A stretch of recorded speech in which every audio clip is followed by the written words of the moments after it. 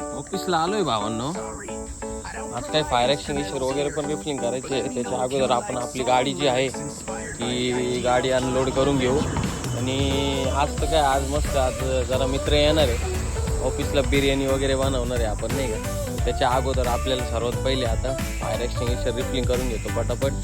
पोरं येतील, लवकरात लवकर आपल्याला बिर्याणी खायची. आणि बिर्याणी कशी बनवणार आहे आज ते पण दाखवतो. ओके चलो भावांनो, आता पटापट जातो, रिफिलिंग वगैरे करतो.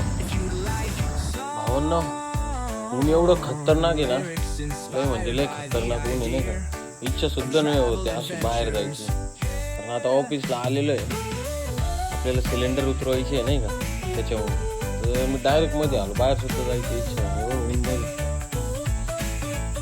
सकाळचे 10 वाजले ना, असं वाटतंय 12 वाजलेले. आता पटापट आहे ना आपले सिलेंडर उतरून घेऊ, रिफिल करू. पहिले आपला मोबाईल चार्जिंगला लावायचा आहे दुसरा, कारण मोबाईल चार्जिंग नाही का आपला. चला आता वहिनींच्या इथं मस्त मोबाईल वगैरे चार्जिंग लावू आणि मग आपण जाऊ ऑफिसमध्ये. भावांनो, मी आहे ना मोबाईल चार्जिंगला लावायला गेलो होतो वहिनी का. तिथं मी बघितलं आपल्यापेक्षा चांगली लाईफ आहे ना कुत्र्यांची, नाही का. जेव्हा वाटत तेव्हा झोपत्या, जेव्हा वाटत तेव्हा खात्या प्यात्या, आराम करत्या, नाही का. म्हणजे किती भारी लाईफ आहे आपणच भांगर लाईफ आहे. काहीच खरं नाही आपलं. मला आता जातो ऑफिसमध्ये, काम तरी करतो, रोजचंच आहे आपलं, आहे का नाही.